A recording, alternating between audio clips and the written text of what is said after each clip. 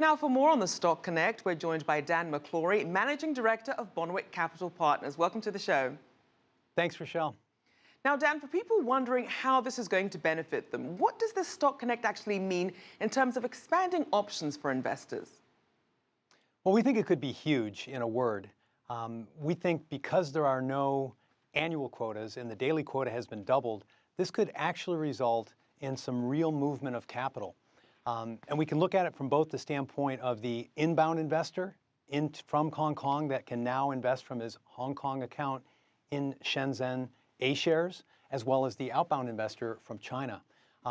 For the first time, foreign investors based in Hong Kong will be able to buy directly these Chinese equities. And before, their options have been very limited to perhaps participating in an index or buying through a fund or having to work with an asset manager.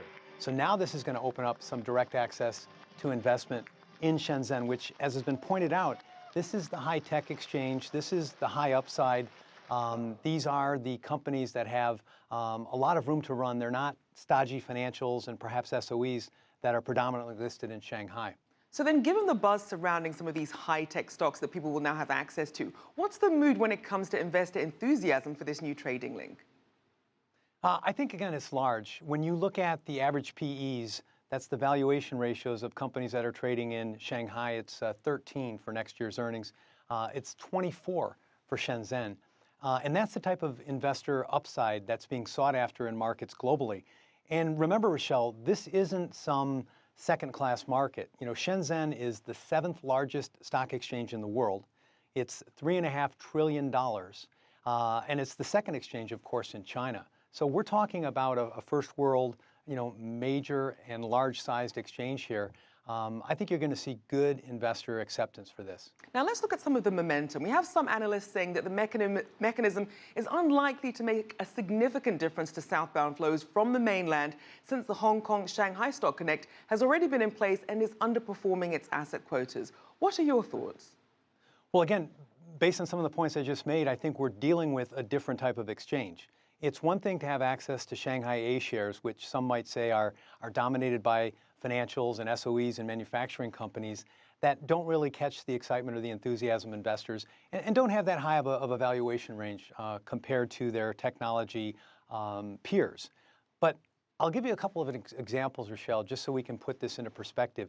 So just over the weekend, a new IPO that's listing in Hong Kong called May 2. It's an app that does photo enhancement for selfies. It's prolific throughout China.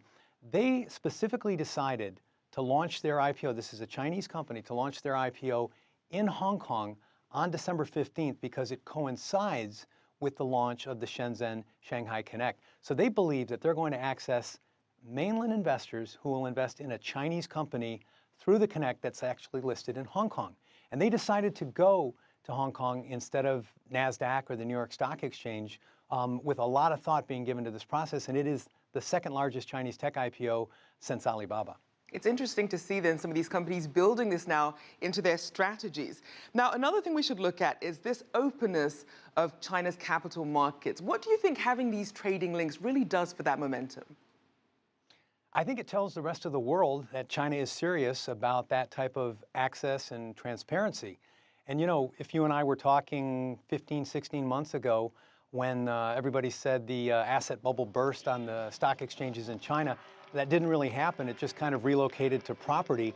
Now we think some of that money that's in property because of some of the curbs that have been introduced lately there is going to find its way back into equities. So this is a cycle that goes around. But I think the main message, Rachelle, to the outside world is China is serious about the opening up of its stock exchanges.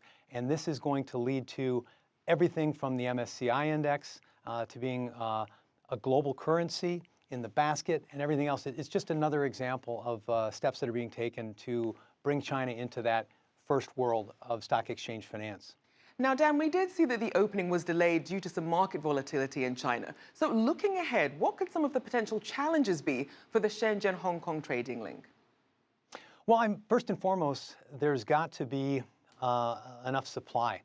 And what I mean by that is, in the past, and especially when we look at the events of the summer of 2015, the central government, through the CSRC, has almost seen the liquidity in the stock exchange as somewhat of a zero-sum game. If there's too much money going into IPOs, there's not enough money going into aftermarket trading.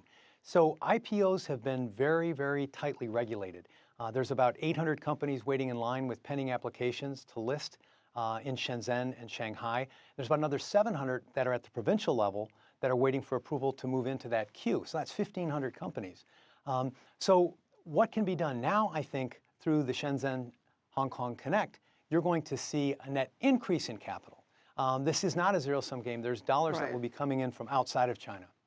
Certainly something to watch. Thank you so much for your insights. That was Dan McClory, Managing Director of Bonwick Capital Partners.